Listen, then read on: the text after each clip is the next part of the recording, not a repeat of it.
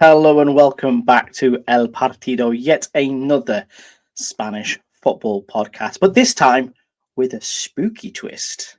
I always sound really cool when I say things like that. Anyway, I'm your host, Nick Bell, for this evening, and once again joined by my co-host, Paul. Paul, how are you getting on?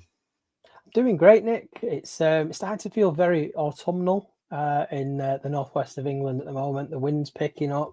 The rain is raining more frequently than it usually does during the summer, and the leaves are cluttering up all the gutters. But yeah, I don't know. It's starting to very much feel almost as if Halloween is upon us, which it is, as it turns out. Yeah, so I'm doing well. I don't necessarily. I know there's some people that love this time of year. I'm quite, indifferent to it. It's kind of. I just know that we're moving towards a season where I spend 3 months with like a runny nose and a cold all the time. So, it's kind of just brace period. About yourself? Yeah, not doing too bad. Well, I've been hit clearly with the illnesses a little bit sooner than what I'd like to, but I do like this year. To quote a popular trend going around on the social media at the moment, I'm an autumn. I definitely like this time of year with the leaves and such, and obviously Halloween is a big part of that. When this is being released as well, it will be Halloween, and I'll be in Disneyland for Halloween. So Mickey Mouse better be dressed as a skeleton or something. Otherwise, I want my money back, because otherwise it's not really worth driving all the way to Paris for that experience. But anyway, less about Mickey Mouse, less about Paris, because that's nowhere near Spain. Let's talk about some Spanish football. And because this is a Halloween special, we're going to do a couple of Halloween stories for you this week. Now, the first segment is going to be called Howlers, Shockers, and Screamers. I feel like we should put in some thunder and lightning graphics or sound effects here, Paul, because just to jazz it up a little bit. But we're going to basically talk for the first segment about some of our favourite howlers or the worst own goals in La Liga history. We're going to talk about kits. We're going to talk about screamers, which are some golazzos. And both me and Paul have brought along a selection for us to talk about, which at the end we'll put out onto Twitter, and then you can vote for which you think is the worst own goal or the worst kit or the best screamer. So yeah, if that sounds good to you, Paul, shall we dive in? Do you want to go first? Yeah. Oh, we can do, yeah. So we start with howlers, aren't we? So own goals is the focus of this, and I would say, actually thinking back over the years and running through some of the highlight or low light reels, there's actually quite a fair number to pick from across the decades in La Liga. And I think we joked about this just off air. It was very tempting to just do an entire episode on Jonathan Woodgate's Real Madrid as far as howlers go, but that would have been maybe something we could say for a future episode. So anyway, on to the own goals. The one that I've actually settled on, and like I said, there was quite a few to choose from, but I think this one for me stands out, and I will tell you the rationale for it as much as I'll tell you when it was. So cast your mind back to 2nd of March 2016. Malaga are at home to Valencia, and in goal is one Kameni. I hope people remember him. I thought it was quite an entertaining character. Yeah. So a cross comes in. It's swinging away from the goal. He comes out to punch it, and I mean, it's something that sounds like an easy mistake to make because he connects with the ball with his hand. But for some reason, he has shifted his body towards his own goal and he's palmed it into the back of his own net. You watch it and you think it's so calamitous that you maybe assume that it was match fixing, but obviously it's not. It's just incredibly clumsy. And it's one of the clumsiest goalkeeping mistakes that you'll ever see. And I think the extra context to this is that at the time, Malaga were 1-0 up against Valencia. That is the equalising goal for Valencia, and the halftime whistle then blows. I think it's in about the 41st minute that he does this. In the 49th minute, Denis Cheryshev, butchers his name. Sorry. You know what I mean. He was he was there for a while in the Valencian community. He scores the winner, and Valencia take 3 points away from La Rosaleda. And that is the penultimate win of Gary Neville's Valencia managerial tenure. So there's the real nightmare there, isn't it? Gary Neville's. It is, yeah. That's his last win as Valencia manager away from Mestalla as well. Interesting. I quite that had a lot of horror for me. Obviously, being a Malaga fan, hearing Kameni, who is held in high regard at La Rosaleda, spoon it into his own net. The story around Cheryshev as well, which I'm sure will spook a few Real Madrid fans. Certainly, will give Rafa Benitez nightmares, and then obviously Gary Neville as Valencia manager. What a fucking nightmare that was for him. I don't think he's ever been a manager again, has he? It must have scared him so much. He didn't want to be a manager then. After that, instead he became a club owner, and that's going well for him. Yes, exactly. No, it's quite a good one, to be fair. I think that might do quite well. But we might need to put the whole story on Twitter for people to decide too. I'm going to stay in Andalusia, actually, Paul, for my one. I'm going to go with, cast your mind back to 2013, Real Madrid under Jose Mourinho. Now, this is Jose Mourinho's final season, and it was turgid, to say the least. They weren't really performing, too greatly. They would finish second in the league, but they were miles behind Barcelona in terms of quality and and answering expectations, and just didn't challenge them whatsoever. They play Barcelona that week. In fact, they play them on the Wednesday night and they get absolutely battered. And they've got a bit of a give me on the weekend. They travel to Granada. Now, Granada had just slipped into the relegation zone at the time. They just hired a new manager to try and save their season, to try and keep them in La Liga. So you got to think at this point, Xabi Alonso, Cristiano Ronaldo, Karim Benzema and co will be thinking this is going to be nice and easy. The only own goal from none other than Cristiano Ronaldo is basically he's defended his own corner. Nolito, who obviously I know you'll be a fan of, Paul, and many of our Spanish contingents will be a fan of him. He whips in the corner here. For some strange reason, Cristiano Ronaldo completely unchallenged. There's maybe a little runner going in behind him, but he's got loads of time and space and clearance. Just decides to flick header in a true Cristiano Ronaldo style over the head of Diego Lopez and scores the first own goal of his career. Now, at this point, he'd been playing professionally for Sporting Lisbon, or Sporting Club, I should say, Manchester United and Real Madrid for about 10.5 seasons, and he'd never scored an own goal before. This was his first one, and it was a bit of a nightmare because it was actually the first shot that Real Madrid had on target in this game, and it was in their own goal. So a bit of a nightmare for him. The season as a whole is sort of maybe similar to your Gary Neville story, was a bit of a nightmare for Jose Mourinho as well. They lost this game 1-0. They ended up finishing 15 points behind Barcelona in the league at the end of the season. And then Jose Mourinho left in true, Jose fashion, returned to Chelsea and just got out of there really because it just got so bad and he fell out with everybody. So that was the nightmare. Cristiano Ronaldo probably still has sleepless nights about that goal because he doesn't like a blemished record, does old Cristiano, does he? So this is probably one he was wanting to forget.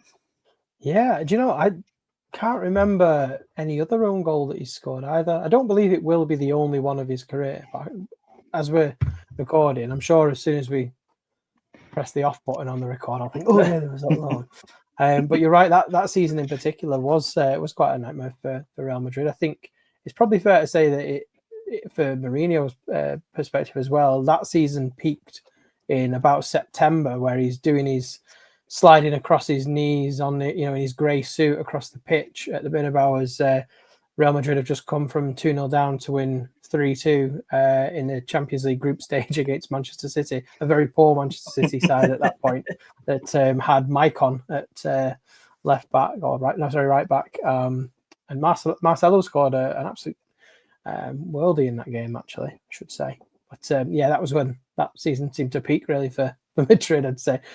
Look, I know I'm probably going to get some heat from the Real Madrid fans saying, well, it's all about opinions, isn't it? It is all about opinions, and definitely, I think, like you say, both of those own goals are pretty good howlers. And like you say, we've always got Woodgate in the cupboard for backup there because, just for anyone who isn't aware of Jonathan Woodgate's debut, Paul, I know we'll think about doing a full episode in this, but what was it? He came on as a substitute. Did he score an own goal, or was it just he got a red card straight away? Well, when they signed him, I think he was coming back from an injury, but then he got injured and his debut was delayed for ages. And then when he finally makes it, he comes on. There's the own goal. It's a cross really that he puts in. It comes over from the right hand side, and he heads it, and it goes. I think, to be fair, I think if he'd have left it, I think keeper would have got it, but it goes into his own net, and then he gets a first yellow, and then gets another one sent off. I don't think he played many games after that. No, still haunts him to this day. I don't think he ever truly recovered from this. But there's one would maybe ask, could he have been there? I don't think so. But that's something we should. I really do think we could get into quite a lot of interesting stories about that. It is definitely another thing that we should definitely save for another episode. And we could also talk about the are they called Alice bands rather than a headband because it's thin.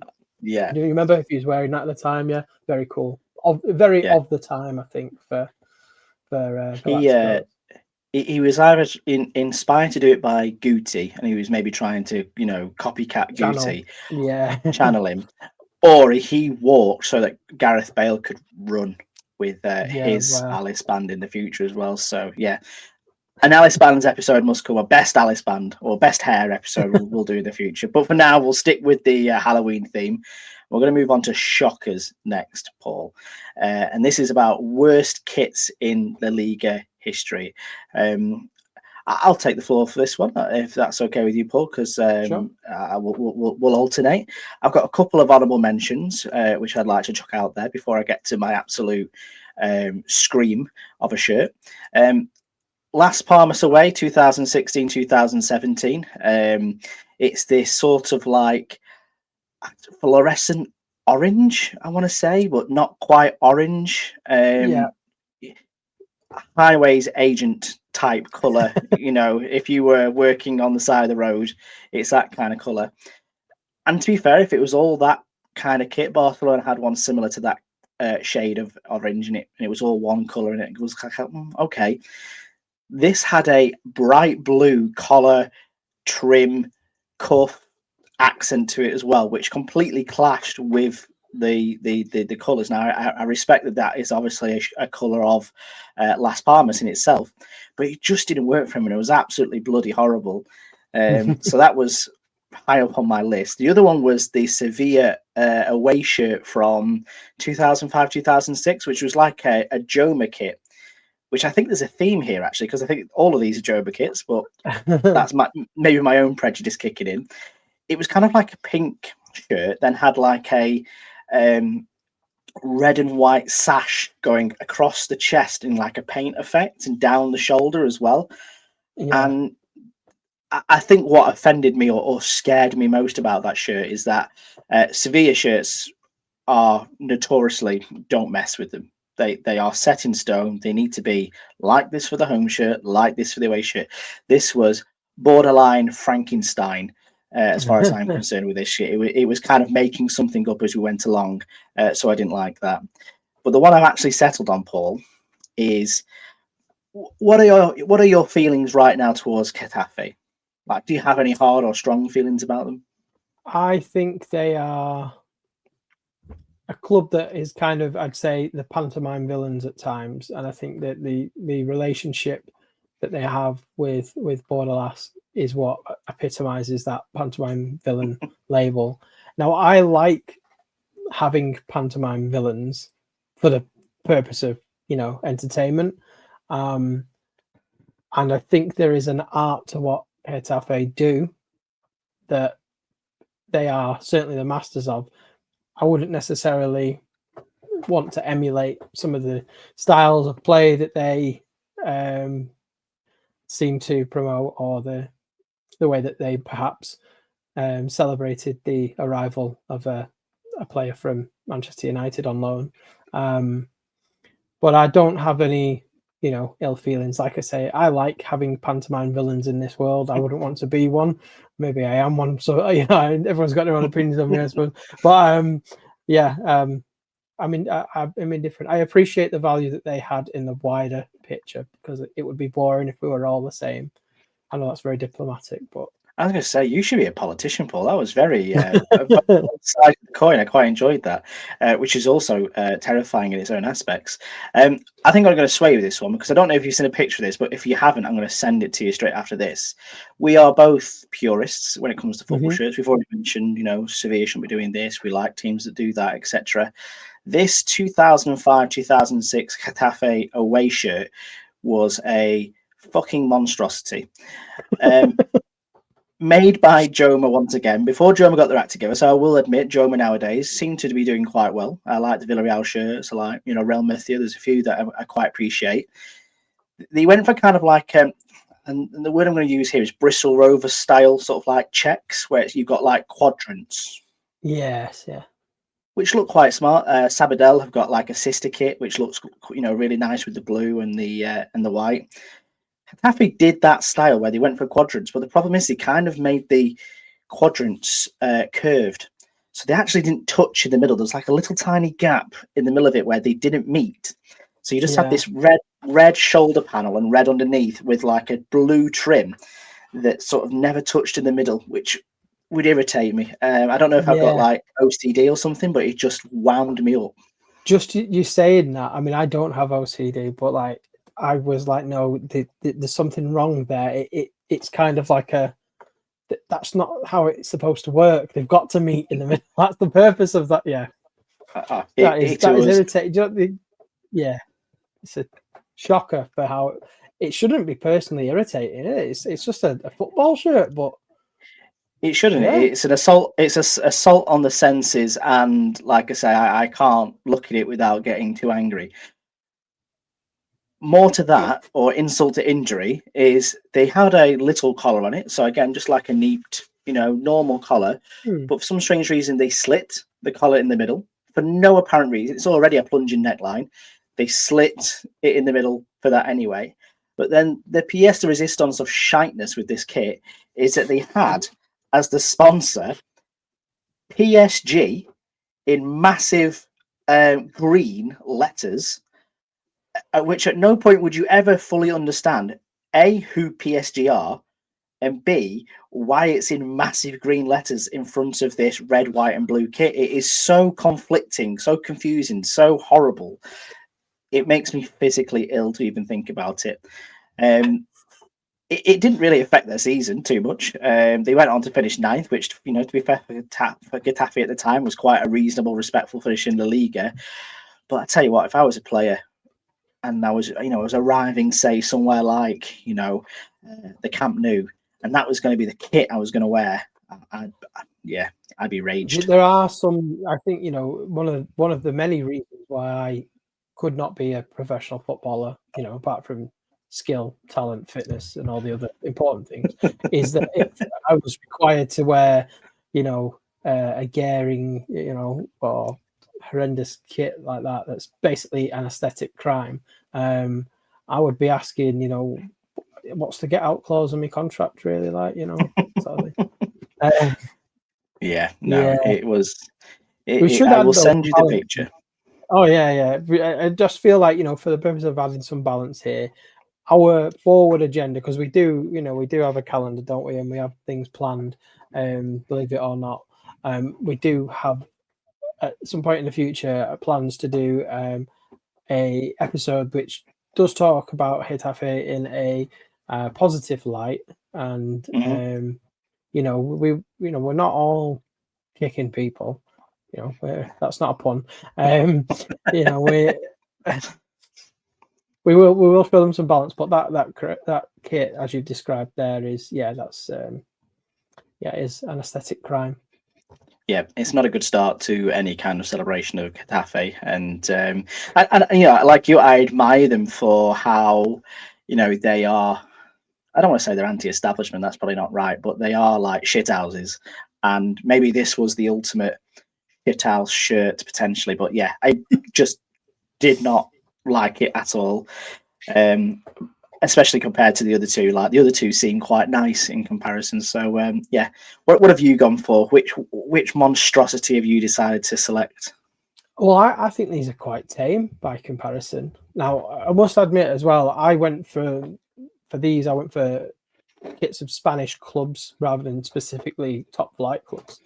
Although one of them is a top flight club. And there was a couple that I could have chosen, but I didn't really feel like they were offensive enough.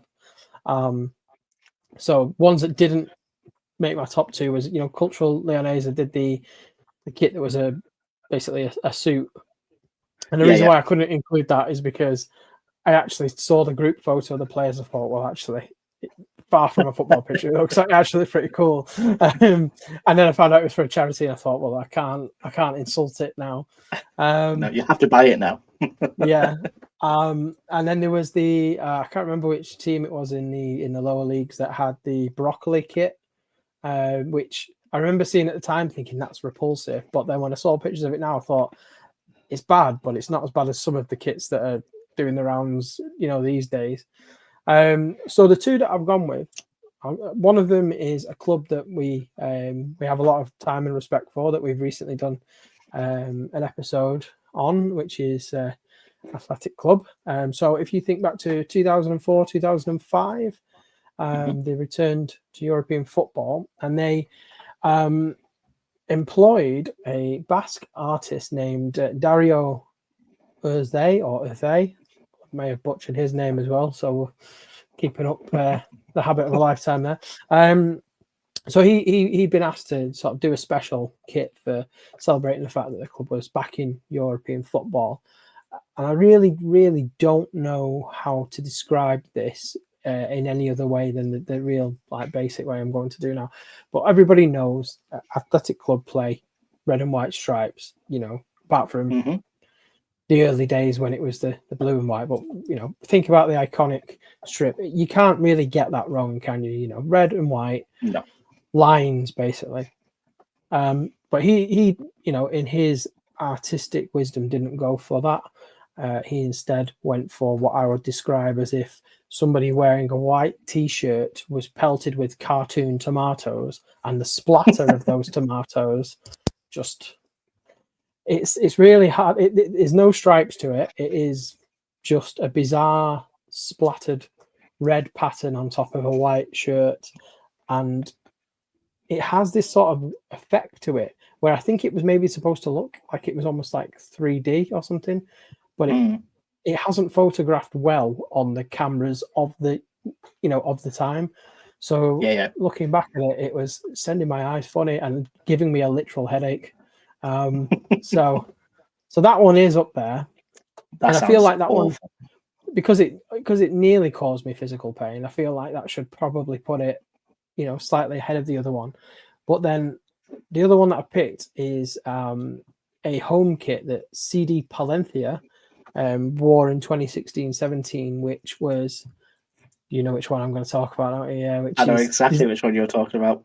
Yeah, created by Juan Francisco Martin. To pay homage to the notion that the team would give their skin for the cause. It is the muscular, skeletal strip. Yeah, it's like the body, isn't it? It's like body without skin. It's like, what's that? You remember that Bodyworks exhibit that used to, the German scientist did? Was it Gunther von Hagen's Bodyworks? It's like something from that. I bet now, though, because this is how, some football shirt collectors are that way inclined. I bet it goes for thousands online or hundreds Oh, of pounds. You know, and because it's so rare for being a lower league club as well, that you know, people, collectors do want to have those unique yeah, kits, don't they? And this one was just like, I get the concept, the execution, just yeah, bizarre. Imagine turning up and playing against like that, and you just be thinking, "Fucking hell, I'm turning up against Ed Gein this week without any bloody skin on and things like that." But yeah. yeah, very bizarre. I don't know if you ever saw the Lugo kits as well. That were not as bad, but they like partnered with like a local restaurant, Oh, did and they do the shrimp? they Was it did, yeah. the So the yes, goalkeeper had the octopus all over it, like yes, and not like in a pattern, not something cool like in a pattern. It was literally just like an octopus leg with the tentacles sticking out and things like that. And then the away kit was beer. It yes, was yes, just a pint of Cerveza. It was like going, but yeah. that's I lower do league remember Spain the for beer you. one because when I used to be at the National Football Museum on a regular basis, they did an exhibit. I think it was in partnership with Classic Football Shirts, where they had and that beer one. Everybody seemed to be like taking photos of it on the phone, and wanting to buy it. I do remember that. Which conceptually, I think, yeah, that's quite good for the Yeah, novelty. But yeah, that's not yeah, not scary. sure. No, it's But not. It's not. open flesh is quite. Yeah. Though to be fair, I'm seeing the Athletic Club one, and It's I think I might say that's worse. I think that's worse than open flesh. honestly, like it, and it's because I don't know, like I say, the way that they've tried to make it look almost like it's 3D, that it just the way the pattern is scattered as well. It was giving me a Mm. headache to look at. So yeah, I mean the Flash one should on paper edge, but no, I think the Athletic Club one is far worse out of the Yeah, two. no, like you say, that sounds like, and I remember we'll make sure to put pictures of all the ones that have been discussed as well, so you can also be physically sick when you see the horror shows that we brought before you. Let's go on to the last category then, Paul. Screamers, so very much like knifey things like that. This is actually for best Yep. golathos that we've seen in La Liga. Alec, you go first for this one. What have you gone with? So yeah, there was a few, and to narrow them down, I'll just mention the ones that didn't make the cut. So honourable mention for Julio Baptista for Malaga against Racing in Ooh. 2010, 2011. The way he turns two players and then just smashes it in. Gareth Bale against Elche 2013-14. More so because of the way it crashes in off the crossbar. I think a good screamer only really sort of qualifies as a proper thunder bastard if it smashes in off the crossbar. Mm-hmm. And a close second was Jordi Amat for Rayo against Valladolid in 2012, 2013. Distance just within the D of the halfway line. And it's not a chip, it's a smash. However, the one I've gone with for me is Inigo Martinez in the Basque Derby for Real Sociedad, 2011, 2012, 2nd of October 2011 it was. It was his first league goal. It was an equaliser for La Real.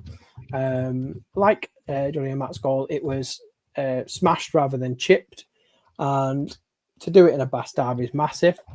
Wider context, though, La Real went on to actually lose 2-1, so I guess the goal counts for nothing. Nonetheless, it is a class strike. And I should say that he would actually go on to score another goal from beyond the halfway line in injury time to give Real Sociedad a 3-2 win over Real Betis just about 6 weeks later. But this one, Basque Derby, in his own half, smashes it, first league goal. That to me is the one that I would say is a proper screamer. Those are all very good screamers. In fact, I was just replaying a lot of them in my head, which was quite nice actually. The fact that you can do that seems quite cool and quite nice. I've got a couple of notable mentions in terms of.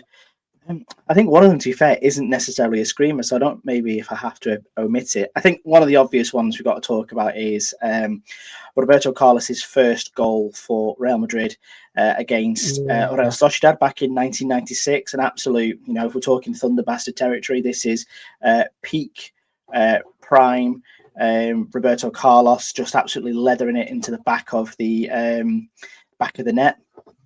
And it must have terrified everybody to see that as well, sort of like struck fear into the heart.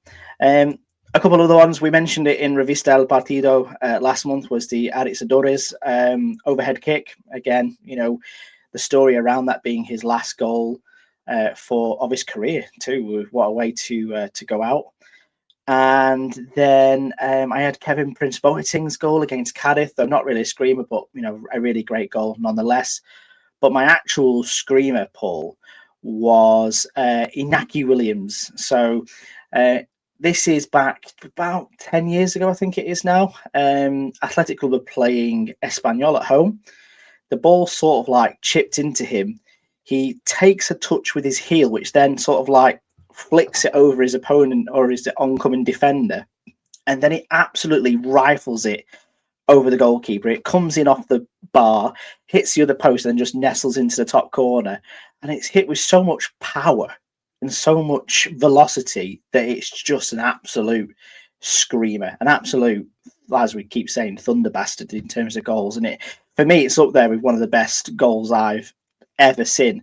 And it was great for Inaki Williams because it sort of was like, that was his breakout season. He played a few games beforehand in the season before, but that was the season where he basically announced himself as, this player that was going to be the next big thing for an Athletic Club going forward. So he was, go back and watch that if you can, because it's absolutely sensational. Yeah, we've been spoilt really for choice over the years with La Liga. I know a lot of people don't necessarily, the ignorant people who don't watch enough of it would assume that it's not a league that has screamers scored in it very often. But when you actually look back over the years, there's been some belters and there's been quite a fair number of them. I think in fact, I know there is, because when I was actually looking back, there was a video from on La Liga's own channel that I can't remember if it was put out at the start of last season or maybe the start of the season before. And it was top 100 long range goals from the last 20 years. And it was like 27 minutes long, it was fantastic strikes as well. So it's where I got a couple of my choices from as well, because there's that many actually that you do forget because we are spoilt for choice. There is absolutely no fear from shooting from distance in Spanish football. I can tell you that for free. We saw a couple this weekend in Primera Ref, which would be harrowing to be on the other end of. So yes, definitely go check those out too. Those are our howlers, our screamers, and our shockers, as we've mentioned them, Paul. We're going to go into another section now, which is a bit more Halloween themed, or more literally to do so. And we're going to talk, we've already mentioned Getafe. We're going to do Halloween night at Getafe, the 2015 incident with Barcelona. Just to set the scene, it is on Halloween. It is the 31st of October in 2015. It is Luis Enrique's Barcelona visiting the Coliseum. There's no Messi for this game, so maybe not as scary as it should have been. But you still got Neymar and Suarez and all that's like. And basically, Barcelona at their pomp, going doing Barcelona things. Win 2-0 on the night. Spirits are really high. It's Halloween. But where does it all become a bit of a nightmare for everybody here, Paul? It all goes a bit out of hand, doesn't it? It does, yeah. So essentially, the Barcelona players have decided they're going to have a bit of a dressing room party. It starts in the dressing room anyway. And back then, there was a lot more freedom, I think, with mobile phones, in the sense that a few of them were putting videos up on like Instagram and things like that. So some of them are dressed as ghosts, zombies, vampires, you name it. PK, Alves, Neymar, Suarez, even Rakitic as well. Find themselves, dancing, joking around.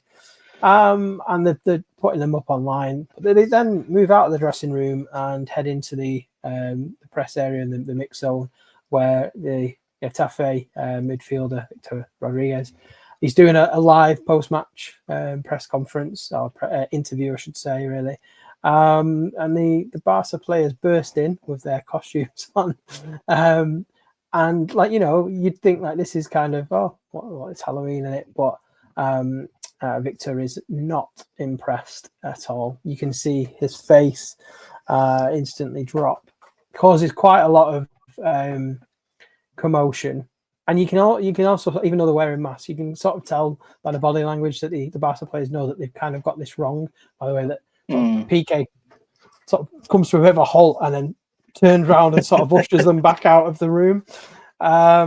It's all caught on camera. You can get it on YouTube now, and that you'll be able to see it all. And it's worth it just to see the expression on Victor Rodriguez's face. There's another clip that you can get as well, which is the Barca players landing back at the airport, and they're getting off the plane, and they're all coming down the steps with like the masks on and everything like that. And I could make I would say just take note of what some players are dressed as. It's just about to say some foreshadowing with one of with a certain right back. Yeah. And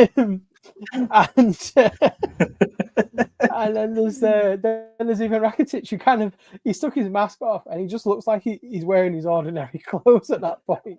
And yeah, they all get on this bus and go off and everything. But it doesn't end there, does it, Nick? No, it doesn't. And like you say, when honestly, to sort of keep with the theme of the nightmarishness and things like that, the two things that get me is one, like you say, the Victor Rodriguez expression. You know, like in The Simpsons, where they say if you slow-mo it down, you can actually see the bit where his heart starts to break. It was like you slow it down, you can actually see the bit where he's on the verge of snapping and basically looking to get into a scrap with the Barcelona players. But on the other hand, you can see that. Do you think the Barcelona players were expecting it to be a Barcelona player being interviewed and maybe just read the room wrong or misinterpreted something? Because you can actually see, like, I suppose a bit of it's embarrassment from a small part, isn't it? Where they go, oh, shit, this has got out. We weren't supposed to be seen doing this. I think they were expecting either somebody else to be in there rather than a Getafe player, or for it to land a lot better than it did. I mean, ultimately, you put yourself in Victor's place. His side have lost 2-0 at home against obviously one of the best teams, but you'd expect them to behave with a bit more decorum. And he's obviously trying to convey a message after a defeat. And I don't think it. Yeah. I think they realise in that moment they've probably got it wrong here. Well, this is the big part of it, isn't it? The sort of like the culture that was always interpreted through for Barcelona is that, we know how we know how good we are, but we're humble about it, and it was a pragmatism that has often been shown. But this was sort of like maybe just an insight into how it could be misinterpreted as arrogance. And, in the backlash of it all, Getafe's president, Angel Torres, sort of like condemned it and said it's a, huge lack of respect, not just for the interruption of the interview in Halloween masks and things like that, but also the way they left the dressing room. Like, again, those clips got released afterwards where they sort of showed the mess that was left behind. And, Getafe players were saying that they felt like sort of like mocked in their own home, in their own stadium. And like you say, there was this big sort of like debate on, I can't quite remember, I can never get the name of the program right, but it's obviously the very famous El Chiringuito. Where I can't remember the name of the reporter, but he said it about 14 times going, US Halloween, US Halloween, type thing. And it's just like, I don't know. Well, that's it. And I think it very quickly went from being like, just a joke to the Barca players to being a public relations incident. And obviously, as you mentioned, Angel Torres, the Getafe head honcho, comes out and says, it is a disgrace. And I think, obviously, because there is more to it, like I say, with the state of the dressing room, it's like it is a lack of respect. It's in the papers for days afterwards, actually. They're analysing it, they're unpicking it. They're trying to name the players behind the masks to try and identify who was dressed up as what. In some of the clips, you'll still see some. I think it's As and Marca have got, obviously Marca have got their own way of wanting to make it seem even more outrageous because it's Barcelona. Barcelona as a club, they put out a very swift apology to basically say, that we're really sorry, and they try to shift the what was I say, the momentum of the conversation onto to other things, but it does linger for quite a bit, and it makes a lot of headlines for a few days. And yeah, it had quite a long and lasting impression for some people. I mean, obviously it's 10 years this year since it happened, which is why we're talking about it now, because it falls into that category of being nostalgia for us. It's not current affairs.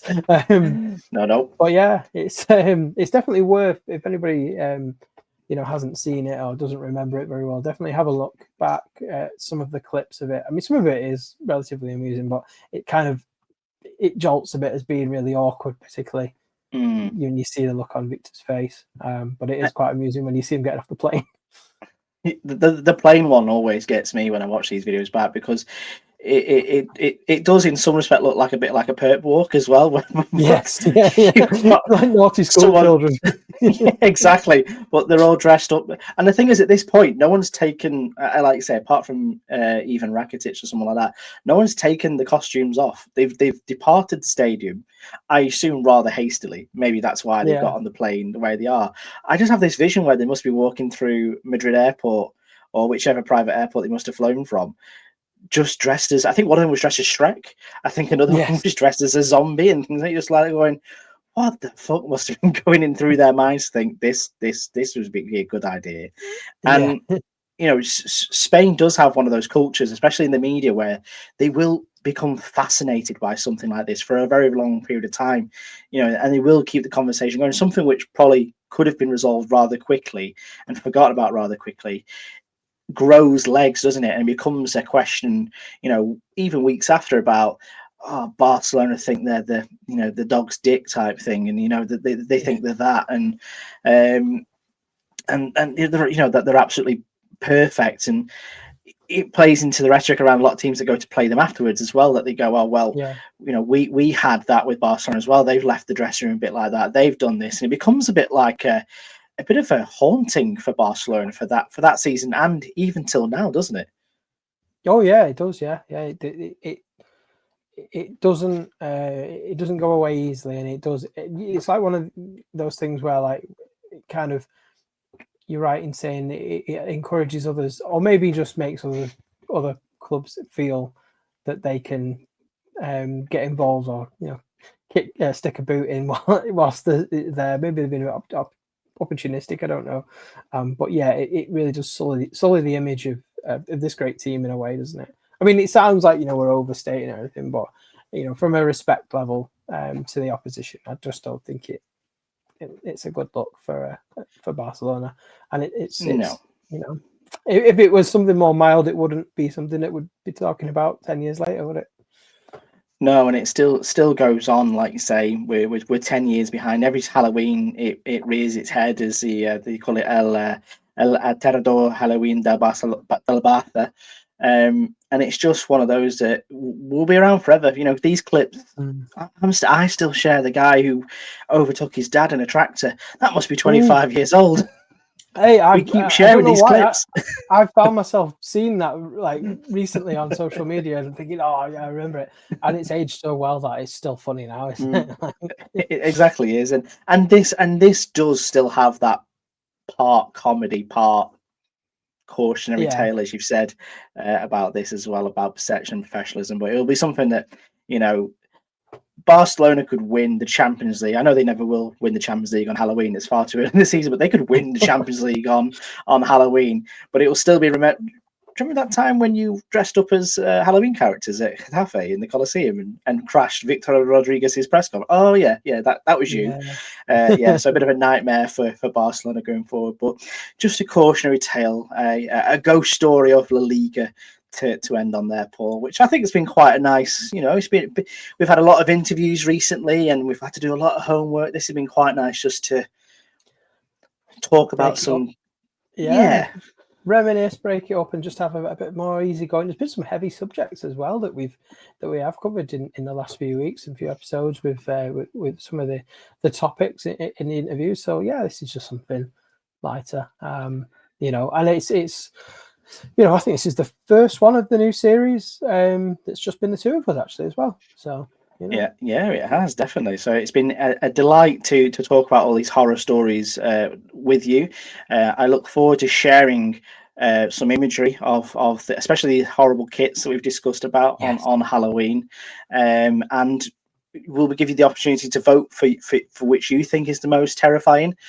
We'd also love to hear what you think is your most nightmare kit or screamer or howler of an own goal in the Liga.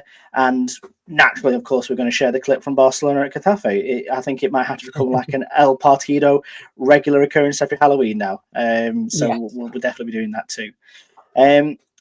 Definitely, as Paul says, go back and listen to some of our other episodes. You can go all the way back to the start if you wanted to, with Rafa Benitez's Valencia, the crushing machine, as we called it back then, our very, very first episode, because El Partido isn't time sensitive. You can listen to it in whatever order or whenever that you want. We've also got Revista El Partido coming out, I think, on Halloween as well. It won't be a spooky edition, but there will be some cool stories in there, Paul. And what's everything else that over the podcast people say? Like, subscribe, go give us 5 stars, and all that jazz. But yes, I'll say as well. Don't forget to tell your friends. If you know people who like Spanish football or just like a bit of football nostalgia and they've not listened to an episode yet, you need to fix that. You need to fix their lives by telling them to check something out that we've done. I've got Ruby doing the PR at school. Apparently, Mr. Naylor. If you listen to Mr. Naylor and you've found us eventually, hello. She's been talking to her teachers that my daddy does podcasts about Spanish football. So if you have managed to find us, welcome to El Partido. But for now, I'll say thank you to you, Paul, for joining me once again, and have a lovely Halloween. Yes, and yourself. Enjoy Paris, and I hope that Mickey's there in his Halloween guest up, and it's everything that makes the long drive worthwhile for you. Absolutely, and I hope you get a lot of treats, everybody at home as well, and not too many tricks, because it's a bit. Don't want any of that, do we? Well, we want lots of chocolate. That's the bit I'm going to miss out on this year, because I usually like taking a bit of rubies for myself as a dad tax. But yes, I'm rambling now, so I'll leave you all to it. Thank you so much for listening to El Partido. We'll catch you again next week with a great episode coming up. But for now, we'll catch you later. Hasta luego.